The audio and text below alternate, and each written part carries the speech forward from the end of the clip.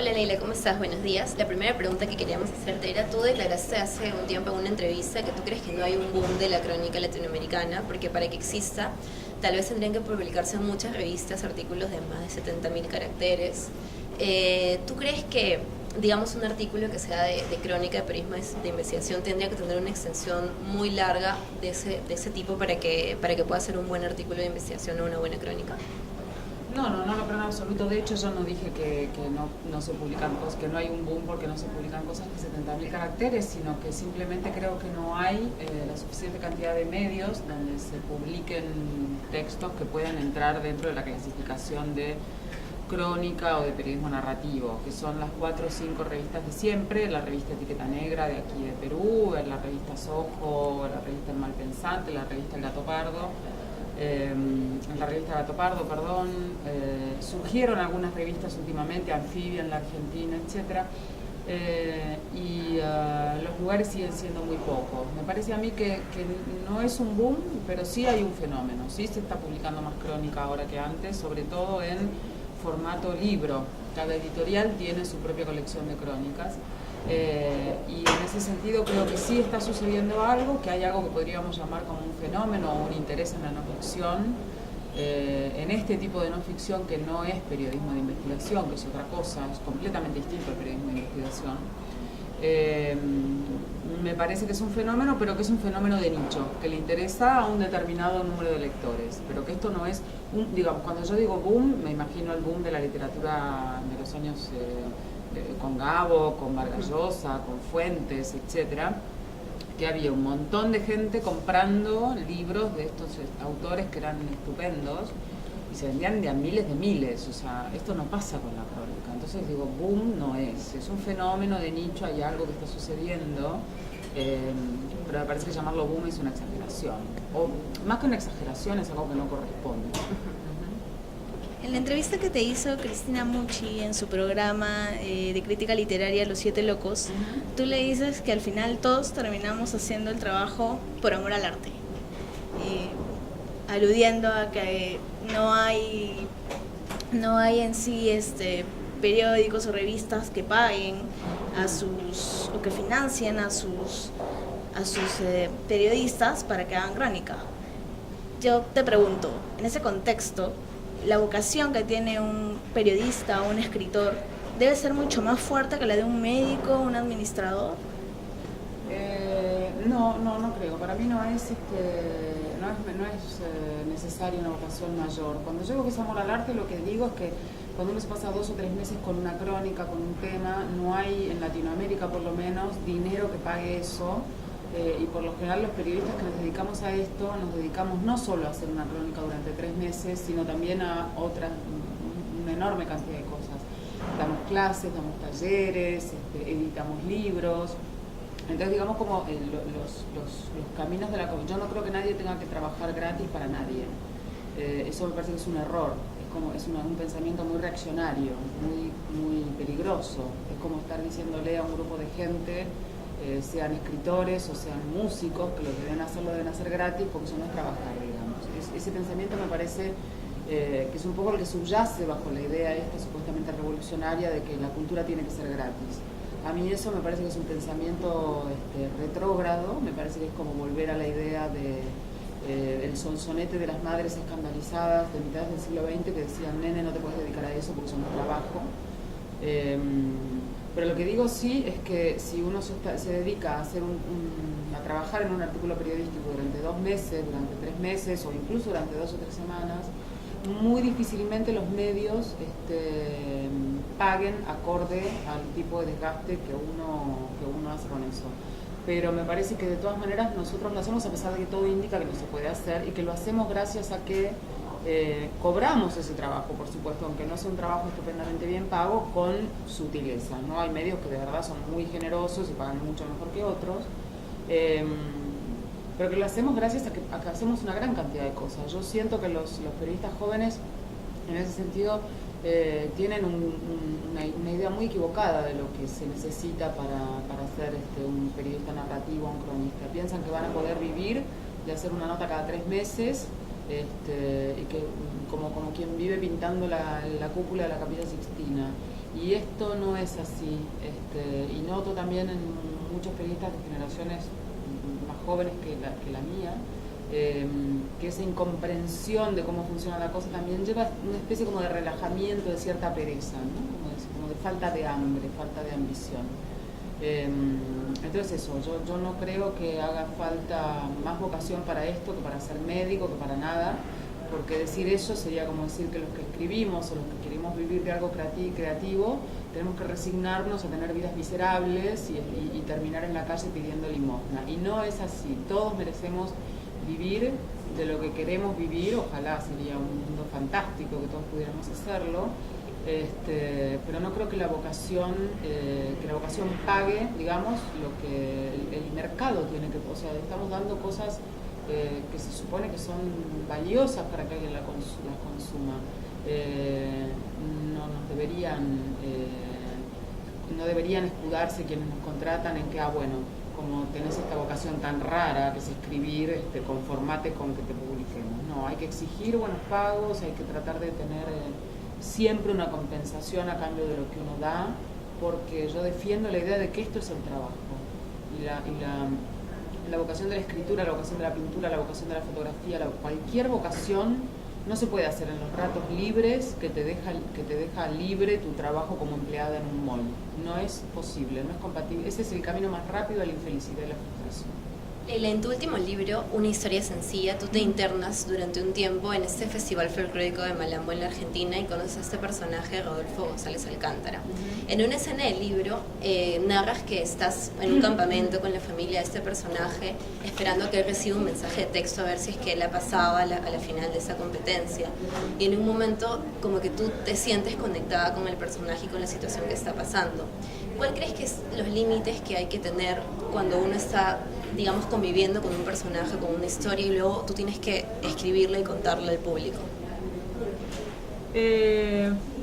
No creo que haya un límite que se tenga que imponer uno, digamos. Me parece que cada historia exige para ser contada determinado tipo de ejes.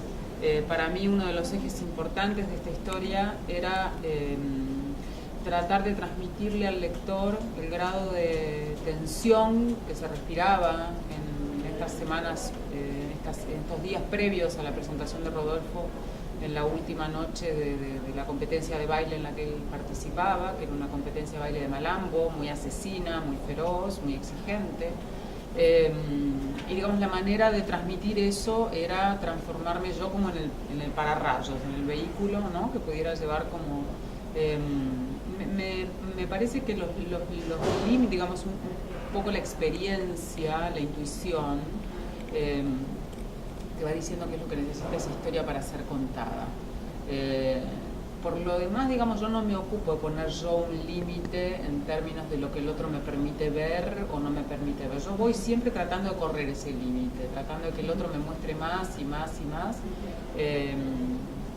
Pero también soy una persona muy respetuosa de algunos límites que impone el otro. Si yo siento que el otro necesita que yo me retire un poco, que no vea determinadas cosas, bueno, nada, estás tanto tiempo junto a una persona que sabes que no, digamos, hay una diferencia entre la invasión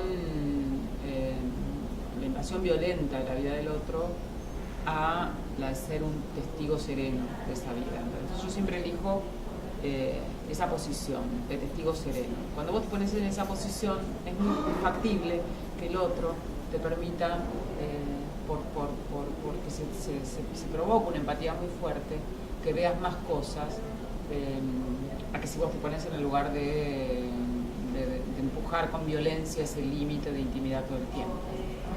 Dices, apelamos siempre a la tragedia y a la pobreza porque no somos capaces de contar historias felices. Nos estamos perdiendo el 50% de la verdad. ¿Quiere este comentario decir que toda persona tiene una historia que contar? No, en absoluto. Hay gente que tiene vida muy poco interesante, muy... Yo creo que las historias para uno decide contar una historia u otra, eso depende más bien como de cada periodista, digamos. No, primero, no creo que todo el mundo tenga una historia para contar. Generalmente la gente tiende mucho a pensar que su vida es increíble y todo el mundo te dice, uy, si yo le contara mi vida tendría un libro. Bueno, cuando uno escucha esta frase, generalmente el libro no existe, o sea, no hay nada allí de... Me parece que es más bien un encuentro feliz entre un periodista interesado por esa historia y una historia que a alguien puede parecerle interesante y a otra persona no. Esta historia que yo conté en el último libro, en una historia sencilla, es la historia de una competencia de Malambo. Yo soy muy discreta, nunca cuento qué estoy haciendo, yo estoy segura de que si hubiera comentado esto con 14, 15, 20 periodistas, colegas, y les hubiera estado contando lo que yo estaba haciendo, a muchos les hubiera parecido muy poco interesante. Entonces me parece que también tiene que ver con que la historia haga saltar una chispa entre el periodista que la va a contar y esa historia. Yo he leído libros acerca de cosas en las que en principio no estaría en absoluto interesada. Hay un libro de Susan Orlean maravilloso que se llama El ladrón de orquídeas. A mí, la verdad, el cultivo de orquídeas en principio me hubiera importado muy poco, pero el entusiasmo que sintió esta mujer por ese tema logró transformar ese libro en la historia universal de una obsesión, de un obseso del cultivo de orquídeas. Pero bueno, también el personaje de ese libro, Laroya, era un personaje como sumamente interesante, con un montón de aristas. Digo, me parece que la gente que es demasiado monocorde, demasiado plana, salvo que tu plan sea contar eso, la vida de un tipo como monocorde y plano, no, uno siempre tiene que encontrar un poco de espesor en la historia, un poco de complejidad, un poco de algo.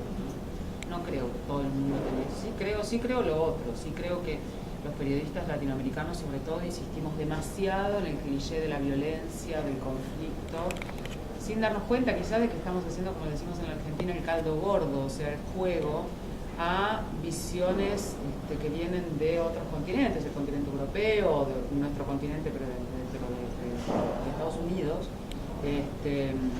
que insisten y están convencidos de que nosotros somos un grupo de gente más o menos folclórica, que usamos todos unos gorros, no sé, de lana, de colores, y en nuestros ratos libres bailamos danzas folclóricas, y cuando no tenemos nada que hacer nos matamos a golpes o practicamos tiro al blanco con nuestros parientes con ametralladora, ¿no? Entonces, como contribuir a ese cliché del conflicto, me parece que en gran parte tenemos la responsabilidad nosotros, porque solo, o sea, insistimos mucho en contar esas historias. Me parece que sí hay otra enorme cantidad de historias que no estamos contando. Esa es la última pregunta. ¿Te preocupa escribir periodismo para periodistas?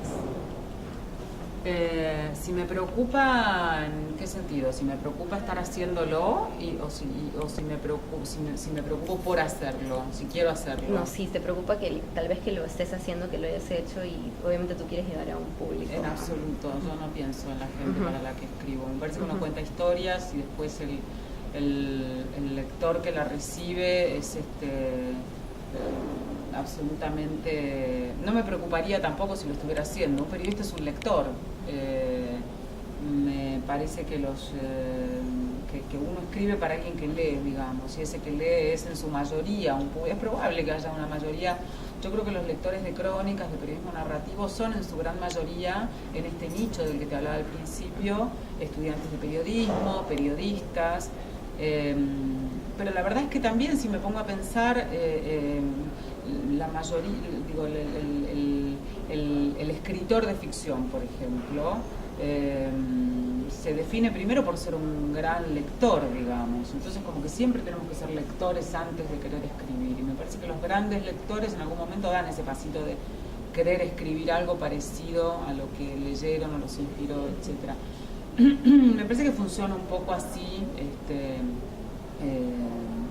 También, por supuesto, hay escritores para escritores, y esto es una categoría bastante discutida y a veces un anatema para los mismos escritores, ¿no? El escritor de culto, el escritor de escritores parece como que te la pida en un grupo pequeño de... pero no me, en todo caso, si eso sucede, no me preocupa como algo alarmante, digamos, para nada. Me parece que es como lo natural que así suceda. Y yo creo que si leer cosas que estén bien, que no digo que sean las mías, ayuda a que otra gente pueda escribir mejor y sentirse más inspirado y tratar como de deconstruir lo que hizo alguien para tratar de entender cómo se construyó eso, a mí me parece que que es muy saludable, que las historias enormes y largas y qué sé yo nunca han tenido públicos masivos, en ningún campo, en el campo de la literatura pura y dura tampoco. No sé cuántas personas conoces vos que hayan leído, y no me quiero comparar por favor con esto, pero una novela de Thomas Pynchon, no sé, no hay tanta gente.